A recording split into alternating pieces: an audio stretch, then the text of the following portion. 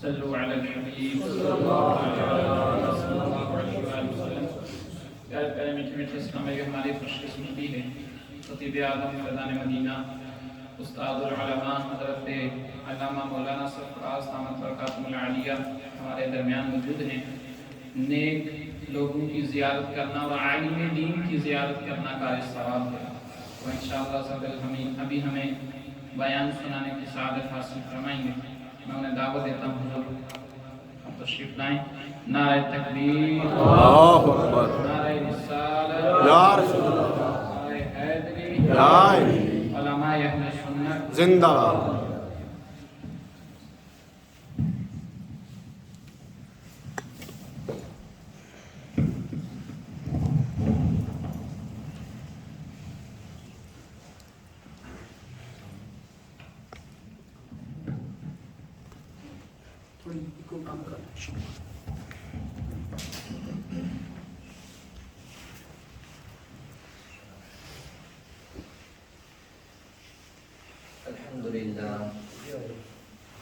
الحمد لله تعالى منزلة المؤمنين بكريم خطابه ورفع درجة العالمين بمعاني كتابه وخص المستنبطين منهم بمزيد الإصابة وصوابه، والصلاة والسلام على النبي وأصحابه، والسلام على أبي حنيفة وأحمد رضا وأحبابه.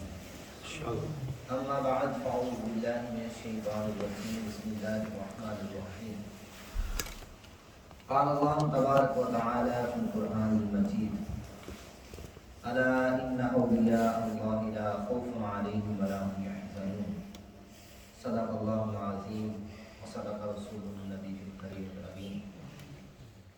میرے محترم اسلام بھائیو، آج کی یہ ببرکت محفل اجتماع ذکر و نعت بسلسلہ ایصال ثواب حضرت سیدنا امام جعفر صادق رضی اللہ تعالیٰ عنہ ایصال ثواب کے لیے، اور اس کے ساتھ ساتھ یہاں مدرسہ المدینہ مسجد فیضان عطار کے اندر ایک مدنی ملے نے فرحان بھائی کے بیٹے ہیں، بتایا گیا کہ انہوں نے قرآن پاک ختم کیا ہے۔ ماشاءاللہ، اللہ پاک اس تعلیم و تعلم کے سلسلے کو مزید جاری و ساری رکھے، آمین۔ اور اللہ پاک ان کے بیٹے کو قرآن پاک زیادہ سے زیادہ پڑھنے اور اسے آگے پڑھانے کی توفیق عطا فرمائے۔ آمین۔ مزید جتنے بھی طلباء کرام دارالاسلام کے زیر اہتمام یا دیگر اہل سنت کے ہاں پوری دنیا میں پڑھ رہے ہیں اور بالخصوص یہاں اس مدرسہ میں پڑھ رہے ہیں، اللہ پاک ان کو بھی جلد از جلد قرآن پاک ختم کرنے اور انہیں چلانے کی توفیق عطا فرمائے۔ تو پیارے محترم اسلامی بھائیو، حضرت سیدنا امام جعفر صادق رضی اللہ تعالیٰ آپ کی بہت شان ہے، بڑا مرتبہ ہے۔ آپ کی شان و منزلت کے لیے اتنی بات ہی کافی ہے کہ آپ اہل بیت اطہار کے چشم و چراغ ہیں، آل رسول ہیں، اور یعنی آپ کا وسیلہ جو ہے، وسادت جو ہے، جو نسب ہے، وہ بڑا قریب ہے۔ آپ حضرت امام باقر رضی اللہ تعالیٰ عنہ کے بیٹے ہیں، اور حضرت امام باقر رضی اللہ تعالیٰ عنہ جو ہے حضرت امام علی زین العابدین کے بیٹے ہیں،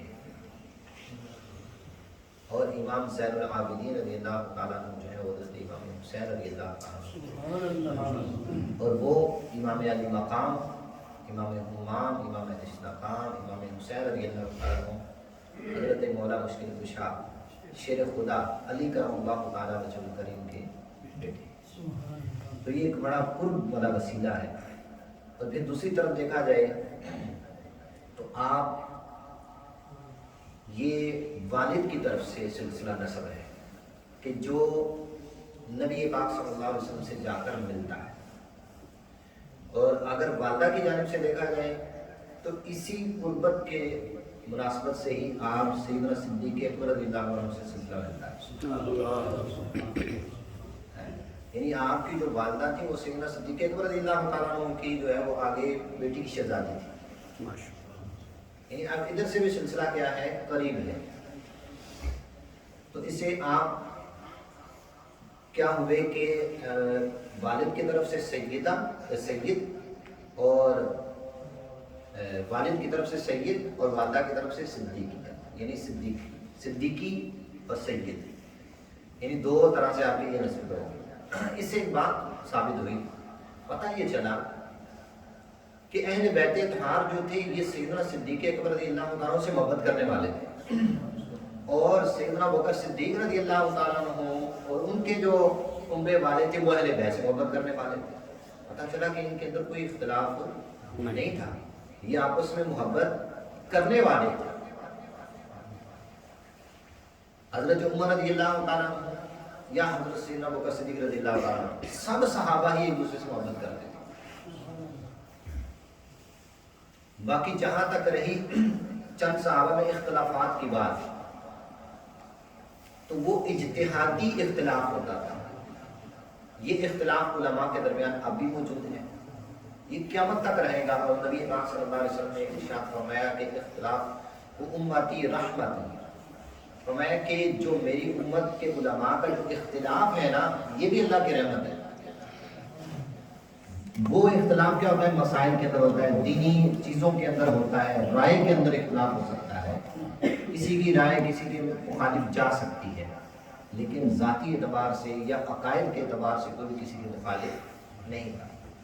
اور امام جعفر صادق رضی اللہ تعالیٰ عنہ سے عرض کی گئی حضور کہ سیدنا ابوبکر صدیق رضی اللہ تعالیٰ عنہ کے بارے میں آپ کیا فرماتے ہیں، آپ کیا کہتے ہیں؟ کیونکہ جب آپ کا زمانہ تھا، جب کربلا کا واقعہ ہوا، اس کے بعد سے کچھ جو ہے وہ فرقہ ایسا بن چکا تھا کہ جو اہل بیت کے محبت میں اتنے گر چکے تھے کہ دیگر صحابہ کی گستاخی کرنا شروع کر دی، یعنی ریفرنس کے اندر چلے گئے تھے، اہل بیت کی محبت میں پڑھ کے دوسرے صحابہ کی گستاخی کرنا شروع کر دی۔ تو اس لیے یہ سوال کثرت سے کیے جاتے ہیں، تو آپ سے بھی جو سوال کیا گیا تھا کہ بھئی آپ ان کے بارے میں کیا کہتے ہیں، تو آپ نے کیا پیارا جواب دیا۔ آپ کہتے ہیں کہ میں ان کے بارے میں اتنا ہی کہہ سکتا ہوں کہ جو نبی پاک صلی اللہ علیہ وسلم نے فرمایا ہے۔ آپ کہتے ہیں کہ میں نے اپنے والد امام باقر رضی اللہ تعالیٰ عنہ سے، انہوں نے حضرت سیدنا علی زین العابدین رضی اللہ تعالیٰ عنہ سے، انہوں نے اپنے والد حضرت امام علی مقام امام حسین رضی اللہ تعالیٰ عنہ سے، اور انہوں نے اپنے والد مولا مشکل کشا شیخ خدا علی کرم اللہ تعالیٰ وجہ کریم سے، اور مولا مشکل کشا رضی اللہ تعالیٰ عنہ حضور علیہ السلام سے یہ بات کہتے ہوئے سنا۔ آپ نے فرمایا کہ نبی پاک صلی اللہ علیہ وسلم ارشاد فرماتے ہیں کہ میں نے اپنی امت کے اندر اور دیگر یعنی امتوں میں یعنی انبیاء کے علاوہ میں نے کسی شخص کے اوپر سورج طلوع اور غروب ہوتے نہیں دیکھا جو ابوبکر سے افضل ہو۔ سبحان اللہ۔ حضور نے کیا ارشاد فرمایا؟ انبیاء کے بعد کسی شخص کے اوپر میں نے سورج طلوع اور غروب ہوتا نہیں دیکھا جو ابوبکر سے زیادہ افضل ہو۔ اور آگے کیا ارشاد فرمایا؟ آگے ارشاد فرمایا کہ اگر یہ بات میں غلط کہہ رہا ہوں، امام جعفر صادق رضی اللہ عنہ فرماتے ہیں اگر یہ بات میں غلط کہہ رہا ہوں تو کل بروز قیامت نبی پاک صلی اللہ علیہ وسلم کی شفاعت مجھے نصیب نہ ہو، مجھے ان کی شفاعت حاصل نہ ہو، میں اتنا بدبخت ہو جاؤں اگر میں یہ بات غلط کروں تو۔ اور پھر آپ نے ایک اور جگہ پہ ارشاد فرمایا کہ جو ابو بکر و عمر سے محبت نہیں رکھتا میرا اس سے کوئی تعلق نہیں ہے، کیونکہ آپ کے تو گھر یعنی آپ تو والدہ کی طرف سے صدیقی ہیں اور والد کی طرف سے سید ہے، تو آپس میں ان کی کیا تھی؟ محبت تھی۔ اس لیے ہم کہتے ہیں کہ ہر صحابی نبی جنتی، ہر صحابی نبی جنتی۔ تو صحابہ کے بارے میں ہمارا عقیدہ ہونا چاہیے کہ ہر صحابی جنتی ہے، اس میں کوئی بھی اگر شک بھی کرے گا نا تو وہ دائرہ اسلام سے پھر جائے گا، یہی یاد رکھیے۔ کسی صحابی کے بارے میں کوئی بھی اپنے ذہن کے اندر کوئی بات نہیں لانی۔ اور حضرت امام جعفر صادق رضی اللہ عنہ یہ تابعی ہے، یاد رکھیے یہ کون ہے؟ تابعی اس شخص کو کہتے ہیں کہ جو صحابی کی زیارت کرے، بحالت ایمان کے اندر بحالت ایمان ہی دنیا سے چلا جائے اسے تابعی کہتے ہیں، جو صحابی کی کیا کرے؟ زیارت کرے۔ اور صحابی اس کو کہتے ہیں جو حضور علیہ السلام کی زیارت ہے، بحالت اسلام اور بعد اسلامی دنیا سے چلا جائے.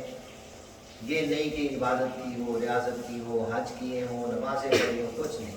ایک صحابی وہ بھی تھے جو جنگ میں آئے، غزوے کے اندر آئے، دیکھا مسلمانوں کو، حضور علیہ السلام کی زیارت کی، کلمہ پڑھا، ساتھ ہی شہید ہو گئے. کوئی نماز نہیں، کوئی بس ایک جہاد کیا بس آخری. لیکن وہ صحابی وہ سے اعظم سے بھی افضل ہے، داتا ہجویری سے بھی افضل ہے، وہ اتنے بڑے وہ تابعین سے بھی افضل ہیں. یہ ان کا مرتبہ ان کو مل گیا حضور کی زیارت ہے.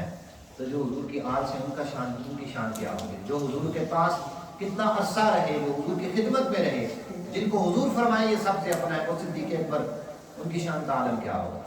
وہ عمر کہ جن کے بارے میں حضور کہے کہ اگر میرے بعد میں نبی ہوتا تو عمر ہوتی، ان کی شان کیا ہوگی. وہ سیدنا صدیق اکبر رضی اللہ تعالیٰ عنہ جو حضور علیہ السلام کو اپنے کندھے پر اٹھا کر غار ثور کے اندر جائیں، کئی میل سفر کریں، وہاں اپنی ایڑی رکھیں اور پھر آپ کو سانپ ڈستا رہے لیکن حضور کے آرام میں آپ خلل نہ آنے دیں. وہ سیدنا صدیق اکبر رضی اللہ تعالیٰ عنہ جن کے بارے میں حضرت عمر رضی اللہ تعالیٰ عنہ کہا کرتے تھے کہ کاش صدیق مجھے وہ غار والی نیکی دے دے اور میری عمر بھر کی ساری نیکیاں لے لے. اور حضرت عمر کی نیکیوں کے بارے میں میرے آقا ارشاد فرماتے ہیں کہ عمر کی نیکیاں ان تاروں سے بھی زیادہ ہیں. میرے آقا ان ستاروں کی گنتی بھی جانتے ہیں اور یہ بھی جانتے ہیں کہ عمر کی نیکیاں کتنی ہیں، اور یہ بھی جانتے ہیں کہ ہر امتی کی نیکی کتنی ہے، یہ بھی جانتے ہیں. وہ تو اتنے جلیل قدر صحابی ہیں، ان کے بارے میں ہماری زبانیں کیسے بول سکتی ہیں کہ وہ یوں تھے وہ یوں تھے. اور اہل بیت اطہار کی بھی شان اپنی جگہ پہ ہے، لیکن حضور کے ہر صحابی کا مرتبہ اپنی جگہ پہ. مراتب کے اندر فرق ہوتا ہے، جو جس مرتبے پہ اس کو اسی پہ رکھنا چاہیے، ایک دوسرے پہ فضیلت نہیں دینی چاہیے. حضور نے جس کو جو فضیلت دی ہے ہم بھی کوئی دیں گے. انبیاء کے اندر بھی فضیلتیں ہیں. اب دیکھیں اللہ پاک نے خود قرآن پاک میں ارشاد فرمایا تلک الرسل فضلنا بعضهم علی بعض، ہم نے بعض رسولوں کو بعض پر کیا دی ہے، فضیلت دی. اب ہم سب نہیں کہہ سکتے کہ سب ایک جیسے ہیں، لیکن ہم یہ کہتے ہیں کہ سب اللہ کے نبی شان کسی کی کمی نہیں کریں گے. ایک نہیں کہ ایک کی شان بیان کریں تو دوسری کو گھٹا دیں، نہیں. وہ اپنی جگہ پہ اللہ کے نبی ہے، اپنی جگہ پہ اللہ کے. ہاں مرتبے کی فرق ہے، اللہ نے ان کو شان بلند دی ہے. ہمارے آقا تمام انبیاء کے سردار ہیں. ہم یہ تو نہیں کہہ سکتے کہ اب جو ہے حضرت ابراہیم علیہ السلام اگر ہم کہیں نہیں ہمارے حضور سے کیا ہے افضل ہے تو یہ کیا ہو جائے گا، غلط ہو جائے گا. حالانکہ یہ ان کے جد امجد ہیں، دادا ہیں. اب ہم کہیں بھائی کہ دادا افضل ہے، بھائی نہیں ہو سکتا، کیونکہ یہ شان تو اللہ نے عطا فرمائی ہے. تو یہ ذہن ہمارا اس طرف سے جو ہے نا وہ مطمئن ہونا چاہیے. انشاءاللہ یہی چیز ہمیں جنت میں لے کے جائے گی انشاءاللہ. امام جعفر صادق رضی اللہ عنہ صاحب کرامت بزرگ تھے، بہت زیادہ عبادت و ریاضت کیا کرتے تھے. اور آپ امام اعظم رحمۃ اللہ علیہ کا نام سنا ہوگا نا. ہم کون ہیں؟ حنفی ہیں. حنفیوں کے مطابق نماز پڑھتے ہیں، مسائل ان کے مطابق ہم جو ہے نا وہ کرتے ہیں. یہ امام اعظم جو ہے سیدنا امام جعفر صادق رضی اللہ عنہ کے شاگرد ہیں. یعنی امام جعفر صادق رضی اللہ عنہ کے شاگرد خاص امام اعظم حنیفہ ہے. سفیان ثوری رضی اللہ تعالیٰ عنہ بہت بڑے جلیل القدر جو ہے نا وہ مجتہد، یہ آپ کے شاگرد ہیں. داؤد طائی رحمۃ اللہ تعالیٰ علیہ، یہ بھی اہل بیت اطہار، یہ بھی آپ کے شاگرد ہیں. داؤد طائی رحمۃ اللہ، بلکہ یہ اہل بیت میں سے نہیں ہے، یہ بھی کیا ہے آپ کے شاگرد ہیں. سفیان ثوری بھی آپ کے شاگرد، امام اعظم بھی آپ کے شاگرد. یہ تین بڑے جلیل القدر لوگ آپ کے جو ہیں وہ شاگردوں میں شامل ہیں، ان سے فیض لینے والے ہیں. حضرت سفیان بن عیینہ بہت بڑے جلیل القدر محدث، حدیث کے امام. سفیان بن عیینہ یہ آپ کے شاگرد ہیں. آپ سے فیض پانے والے یہ چار بلند ہستیاں ہیں جن کے آگے کئی شاگرد ہیں، جنہوں نے آگے اسلام پھیلایا. امام شافعی کے آگے امام اعظم کے شاگرد، بلکہ امام اعظم کے شاگردوں کے بھی شاگرد امام شافعی. پھر امام مالک رحمۃ اللہ تعالی نے بھی آپ سے فیض پایا ہے. امام جعفر صادق رضی اللہ تعالیٰ عنہ جب مدینہ منورہ میں جاتے ہیں تو کئی دن وہاں پر عبادت کرتے تھے. مکے میں بھی جاتے تو کئی دن عبادت کرتے تھے. ایک شخص آپ کے پاس آیا، کہا حضور میرے لیے دعا کریں کہ اللہ پاک مجھے اتنا مال عطا فرمائے کہ میں زیادہ سے زیادہ مطلب ہر سال حج پہ جایا کروں، بہت زیادہ حج کروں میں. آپ کی زبان سے نکلا کہ اے اللہ پاک تو اس کو مال عطا فرما کہ تاکہ یہ حج کرے، 50 حج کرے. یہ کتنے حج کرے؟ 50 حج کرے. آپ کی زبان سے یہ نکلا کہ تو 50 حج کرے. اب اللہ پاک نے اسے اتنا مال عطا فرمایا کہ اس نے 50 حج کیے. وہ شخص جب 51 نمبر حج کرنے جا رہا تھا، جب وہ 50واں حج اس نے کر لیا نا، اب اس کی نیت تھی کہ میں 51 حج بھی کروں.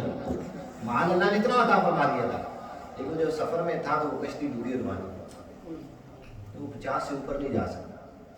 50 حج اس کے پورے ہو گئے. یہ بھی آپ کی کرامت تھی. ایک عورت کو وہاں مدینے میں دیکھا کہ روئی جا رہی ہے. کبھی کیا سبب ہے رونے کا؟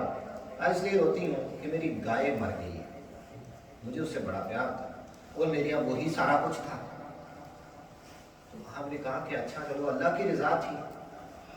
وہ پھر روتی جا رہی ہے. آپ چاہتی کیا ہو؟ کیا تم چاہتی ہو میں سے زندہ کر دو؟ اس عورت نے کہا کہ آپ میرے ساتھ یہ ایسے مذاق کیسے کر رہے ہیں کہ ایک مردہ چیز کیسے زندہ ہو سکتی ہے، کہ یہ میں غم میں ہوں اور آپ میرے سے مذاق کر رہے ہیں. آپ رضی اللہ تعالیٰ نے فرمایا کہ میں مذاق نہیں کر رہا، اگر تم چاہتی ہو کہ یہ زندہ ہو تو میں اسے زندہ کر دیتا ہوں. آپ نے کہا کہ اس نے کہا کہ ٹھیک ہے ہم ایسا کریں. تو امام جعفر صادق رضی اللہ تعالیٰ نے ہاتھ پھیرا تو وہ گائے زندہ ہو گئی. یہ آپ کی کرامت تھی. اس طرح کی بہت زیادہ کرامات ہیں آپ کی. اور آپ آخری عمر کے اندر گوشہ نشین ہو گئے تھے، اندر چلے گئے تھے. لوگ آپ سے درس سنتے تھے، حدیثیں سنتے تھے، لیکن آخری عمر میں اندر چلے گئے. حضرت سفیان ثوری رضی اللہ تعالیٰ عنہ شاگرد خاص تھے. تو اب کوئی کسی کو ہمت نہیں تھی کہ وہ اندر جائے. اندر عبادت کری جا رہے ہیں، روتے ہیں، ریاضت کرتے ہیں، روتے ہیں. تو دربان سے گھر والوں سے اجازت مانگ کے ایک دفعہ آپ چلے گئے کہ میں بڑا عرصہ ہوا اپنے استاد کو نہیں دیکھا، میں بےتاب ہوں، دیکھنا چاہتا ہوں. تو آپ رحمۃ اللہ تعالیٰ علیہ اندر گئے، دستک دی، کہا حضور آپ کے الفاظ سنتے تھے، دل میں سکون ہوتا تھا، عبادت کی طرف جذبہ بڑھتا تھا، اور لوگ آپ کے گفتگو سننے کے لیے منتظر ہیں، اور آپ ہیں کہ آپ اندر گوشہ نشین ہو گئے ہیں. تو آپ رضی اللہ تعالیٰ نے ارشاد فرمایا کہ سفیان، بات یہ ہے کہ لوگ زبان کے میٹھے ہیں لیکن دل کے کالے ہیں. لوگوں کی حالت بدل چکی ہے کہ اب لوگ زبان کے اوپر میٹھے ہوتے ہیں لیکن اندر سے کیا ہوتے ہیں؟ کالے ہوتے ہیں، اندر سے درست نہیں ہوتے. مجھے لوگوں میں کوئی رغبت نہیں رہی. آپ نے کہا کہ اب میرا تعلق اللہ اور اس کے رسول سے ہے. یعنی یہ آپ کی کیفیت بن چکی تھی کہ اس دور میں بھی لوگ ایسے پائے جاتے تھے کہ جو علماء کی ناقدری کرتے تھے، جو اہل بیت اطہار کی گستاخیاں کرتے تھے. ٹھیک ہے، تو آپ نے اس وجہ سے کیا کہ گوشہ نشینی کیا اور اللہ کی عبادت و ریاضت پہ لگے رہے. تو یہ ایک آپ کا انداز تھا. کئی ایسے ہمارے اللہ کے جو ہے وہ ولی گزرے ہیں کہ جو بالکل گوشہ نشین تھے. کئی وہ ہوتے تھے کہ وہ لوگوں میں رہتے تھے، تبلیغ کا انداز ان کا اپنا تھا. کئی تبلیغ بھی کرتے رہے، گوشہ نشینی بھی اختیار کرتے رہے. امام اعظم فرماتے ہیں کہ میں جب بھی آپ کی بارگاہ میں گیا، حضرت داؤد طائی رحمۃ اللہ علیہ فرماتے ہیں میں جب بھی ان کے بارگاہ میں گیا، سیدنا جعفر صادق رضی اللہ تعالیٰ عنہ کی بارگاہ میں، تو ان کو 3 عبادتوں میں پایا. یا تو یہ نماز پڑھ رہے ہوتے تھے، یا تلاوت کر رہے ہوتے تھے، یا روزہ دار ہوتے تھے. کہ یہ زندگی کا معمول رہا کہ ہم جب بھی گئے آپ ان 3 عبادتوں میں سے کسی میں ضرور مبتلا ہو. دیکھیے آپ کا انداز تھا زندگی گزارنے کا. تو اتنے بڑے اللہ کے ولی، اور پھر آپ شاگرد بھی ایسے پیدا کیے کہ اسلام پھیلتا رہا. اور یہ قرآن کی تلاوت کیا کرتے ہیں، اتنی محبت تھی ان سے. پھر ان کے شاگرد امام اعظم ابو حنیفہ رحمۃ اللہ تعالیٰ علیہ، آپ ایک رات میں قرآن پاک مکمل پڑھ دیا کرتے تھے. سبحان اللہ. ایک رات میں ایک قرآن پاک ختم کرتے تھے، ساری رات ہی پڑھتے رہتے تھے. ایسی قرآن سے محبت ہوئی ہے. اور ہم لوگ ہیں کئی مہینے گزر جاتے ہیں قرآن پاک کھولتے ہی نہیں. رات تو دور کی بات ہے، کئی دن گزر جاتے ہیں، کئی مہینے گزر جاتے ہیں قرآن نہیں کھولتے. میں اور آپ غور کریں کہ اب میرا گھر ہے تو میرے گھر میں کتنی تلاوت ہوتی ہے قرآن پاک کی. غور کریں نا. چلو آپ یہاں پہ رہتے ہیں، آپ اکیلے رہتے ہیں تو کتنی مرتبہ تلاوت کرتے ہیں، یا مسجد میں چلو کتنی مرتبہ تلاوت کرتے ہیں آپ. غور کریں، اپنے گھر میں غور کریں. نہیں ہوتی تو اس کو لازم کریں. اپنے گھر والوں کو، بچوں کو، بیوی کو یہ لازم کریں کہ بھائی روزانہ قرآن پاک کی کچھ تو تلاوت کریں نا. پھر کہتے ہیں بے برکتی ہے، لڑائی ہے، جھگڑے ہیں، فساد ہے. قرآن پاک کی تلاوت تو ہو کوئی نہیں رہی. نمازیں ہیں تو وہ بڑی کوئی نہیں جا رہی. نیکی کے کام ہو ہی کوئی نہیں جا رہے. تو پھر کیا ہے، کہتے ہیں کہ جو جب اچھا کام نہیں ہوتا تو برا کام شروع ہو جاتا ہے. تم کرنے کے کاموں میں لگ جاؤ ورنہ نہ کرنے والے کاموں میں لگ جاؤ. تو ہم کرنے والے کاموں میں لگ جائیں گے تو نہ کرنے والے کام ہوں گے ہی نہیں. تو ہمارے بزرگ تو تھے ایک رات میں پورے قرآن پاک پڑھا ختم کر دیا کرتے تھے. اور اتنا روتے اتنا گڑاتے تھے کہ آپ کی صداؤں سے آخری سانچ میں جو گھر تھا وہ بیان کرتے ہیں، آپ کے شاگرد بیان کرتے ہیں کہ امام اعظم اتنا رویا کرتے تھے کہ آپ کا جو اندر کی آواز تھی وہ ایسے ہوتی تھی کہ جیسے ہنڈیا ہو گئی. قدر خوف خدا ہوتا تھا. یہ امام اعظم کا حال ہے جو امام جعفر صادق شاگرد ہے. اور ادب کا یہ عالم ہے کہ آپ کے استاد کا گھر آپ کے گھر سے 7 گلیاں چھوڑ کے تھا اور آپ اس ساری زندگی اپنے استاد کے گھر کی طرف پاؤں نہیں کیے، حالانکہ 7 گلیاں چھوڑ کے تھا. اتنا تقویٰ، اتنی پرہیزگاری. اور ہم جب کیا پتہ میرے آنے میں قبلہ کی طرف نکال جاتے ہوں گے. اس لیے اپنے ادب لائیں، قرآن پاک کی تلاوت کریں. میرے بچے نے قرآن پاک ختم کیا، بڑی سعادت کی بات ہے. اب اس کو کیا رکھنا ہے، جاری رکھنا ہے، گھر میں پڑھانا ہے. جن کے بچوں نے قرآن پاک نہیں ختم کیا، اور پھر والدین بھی دیکھیں کہ اگر بچے نے قرآن پاک ختم کر لیا تو میں نے کیا ہے کہ کوئی نہیں. اور میں نے بھی اگر کیا تھا تو کہیں وہ پرانا تو نہیں وہ علی بے تیسے والا یا بغیر مخارج کے پڑھا ہوا ہے. اس کو چیک کروائیں قاری صاحب سے. قرآن پاک سیکھنے کے لیے چیک کروائیں بھائی میں صحیح قرآن پاک پڑھتا بھی ہوں یا نہیں ہے تو اس کو درست کریں کہ ایسا نہ ہو ہماری نمازیں ہمارے منہ پہ مار دی جائیں. کیونکہ قرآن صحیح تلفظ اور تجوید کے ساتھ پڑھنا لازمی ہے ورنہ نماز نہیں ہوگی. کئی غلطیاں کرتے ہوں گے قرآن پاک پڑھنے میں. وہ پرانا بس پڑھا ہوا ہے جیسے پڑھا ہوا ہے بس. اس کو اچھی طریقے سے سیکھیں. ٹائم دے، مدرسہ بالغان لگتا ہے، قاری صاحب سے ٹائم لے کہ بھائی میں پڑھنا چاہتا ہوں پڑھے. ہم تو کہتے ہیں بھائی کو پڑھنے کے لیے آئے، پڑھنے کے لیے کوئی نہیں آتا. پہلے ہوتے تھے کہ لوگ جو ہے وہ عشاء کے بعد ماشاءاللہ یہاں پڑھایا جاتا ہے. ٹھیک ہے. اسی طرح جو پارلل سے آئے وہ وہاں پہ آ جائیں، وہاں پہ کسی ٹائم بھی آپ پڑھنا چاہیں. مغرب کے بعد ہم قاری صاحب وہاں دوسرے بیٹھے ہوتے ہیں، میں بھی بیٹھا ہوتا ہوں. کچھ پڑھتے ہیں افراد، ہفتے میں کچھ دن پڑھتے ہیں، کچھ روزانہ پڑھتے ہیں، بڑے بچے بھی پڑھتے ہیں. تو پڑھیں، کوئی ٹائم نکالیں. تو یہ دیکھیں زندگی میں یہ ہو کہ پھر بار بار نہیں آتے. کچھ پتہ نہیں ہے کہ کب ہم دنیا سے چلے جائیں. آج وہ ایک ہوٹل میں اگر وہ آگ لگی تو ایک شخص فوت ہوا، آج ان کا جنازہ ہوا ہے. اسے کیا پتا تھا کہ میں یہاں مطلب موبائل لینے آیا ہوں، میں کاروبار کے سلسلے میں آیا ہوں، یا میری موت ہو جانی ہے یہاں پہ. بھائی ہم بھی تو یہاں ایسے ہی ہیں نا. ہم پاکستان سے یہاں آئے ہوئے ہیں کہ میں یہاں آؤں گا، کماؤں گا، پیچھے یہ بناؤں گا، وہ بناؤں گا. یہ سب ادھر رہ جائے گا. جب موت آتی ہے تو پھر کچھ نہیں دیکھتی. اور یہ پہلے پاؤں سے شروع ہوتی ہے، روح نکلنا شروع ہوتی ہے، پھر کرتے کرتے جسم سے نکلتی ہے اور آخر میں جا کے آنکھیں بند ہو جاتی. یہ دکھاتی ہے موت کہ دیکھ اپنا حال کہ اب تو پاؤں بھی نہیں لا پا رہا، اب تو ہاتھ نہیں لا پا رہا ہے. اب وہ سب کچھ ملاحظہ کر رہا ہوتا ہے، اس کی آنکھیں سب دیکھ رہی ہوتی ہیں. پتا ہوتا ہے میں جا लेकिन उस वक्त हसरत यकूल या लैतनी क़द्दमतु लिहयाती, इंसान हसरत करेगा काश मैंने आगे की जिंदगी के लिए कुछ भेजा होता, कुछ भेजा होता। अल्लाह पाक इरशाद फरमाता है कि उस दिन तेरे रब के अजाब से बढ़कर कोई अजाब नहीं होगा। वला युसिकु वसाक़हु अहद, तेरे रब की पकड़ से ज्यादा पकड़ सख्त किसी की नहीं होगी। जब पकड़ आएगी ना तो ऐसी पकड़ किसी ने नहीं की होगी। लेकिन जो नेक बंदे होंगे, जो कुरान पढ़ने वाले परहेजगार होंगे, उन्हें क्या कहा, या अय्युहन नफ्सुल मुतमइन्ना इरजिई इला रब्बिकी रादियतन मर्दिया, ऐ नफ्से मुतमइन्ना राजी होकर लौट जा, मेरे खास बंदों में शामिल हो जाओ, जन्नत में चला जाओ। अल्लाह पाक फरमाता है हाकुमुत तकासुर हत्ता ज़ुरतुमुल मकाबिर, हलाक कर दिया माल की ज्यादा तलबी ने, माल की कसरत ने तुम्हें हलाक कर दिया। हत्ता ज़ुरतुमुल मकाबिर, यहाँ तक कि तुमने कब्रों का मुंह देखा। यानी यही बस माल ज्यादा हो जाए, मिल जाए मिल जाए मिल जाए करते करते करते कब्र में चले बहुत आ गई।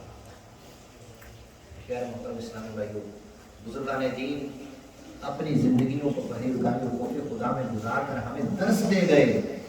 भाई हमने अपनी जिंदगियों को लगाया तो आज तुम हमारा नाम मिंबरों के ऊपर ले गए हो और तुम कहते हो कि शोहरत और माल और दौलत में हमारा नाम है। ऐसा कुछ नहीं। कोई आपको यहाँ पर बादशाहों के किस्से नहीं सुनाता है, कोई अपने बच्चों के नाम बादशाहों के नामों पर नहीं रखता। किसी बादशाहों के जो है वो तज़किरे कुरान में नहीं है, हदीस में नहीं है। इनमें है तो सहाबा के चर्चे हैं, इनमें है तो अंबिया का जिक्र है, इनमें है तो अल्लाह के वलियों का जिक्र है। मिंबरों के ऊपर अगर जिक्र होता है तो अल्लाह के वलियों का होता है, कुरान पढ़ने वालों का होता है। खानदान में अगर किसी का नाम बाकी रहता है तो अल्लाह के नेक बंदों का रहता है। तो प्यारे मोहतरम इस्लामी भाइयों, दारुल इस्लामी का माहौल भी हमें यही सोच यही फिक्र देता है कि हम अपनी भी इस्लाह करें और आगे अपने माशरे की भी इस्लाह करें, अपने बच्चों की भी इस्लाह करें। इसी सिलसिले में हमारा इज्तिमा भी होता है।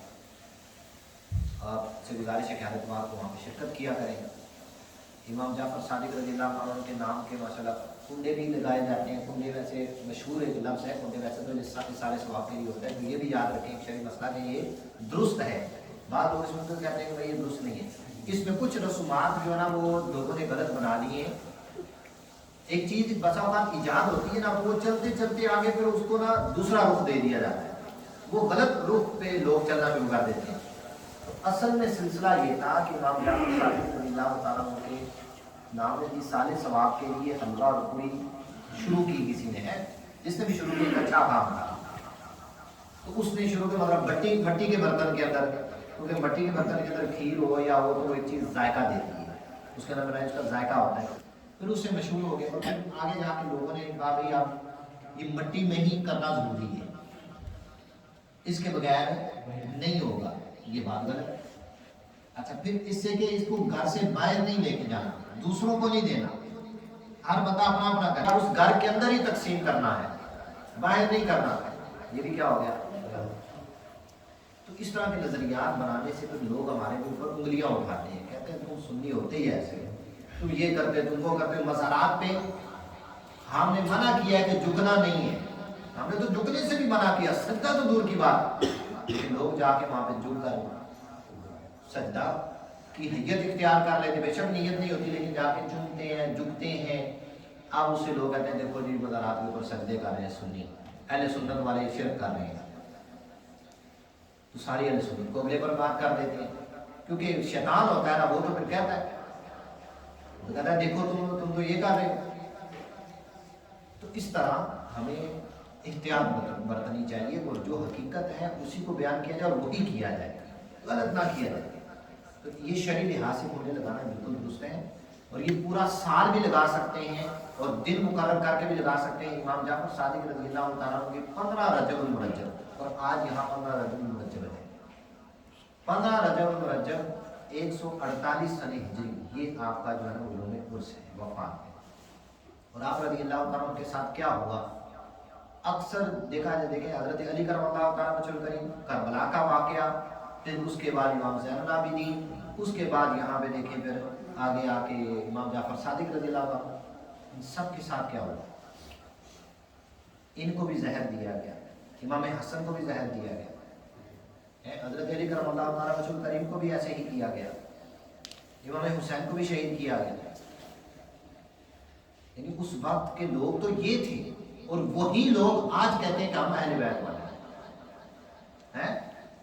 ظلم کرنے والے آج کہتے ہیں وہ کہ ہم مظلوم ہیں اور ہم ان کے ماننے والے ہیں۔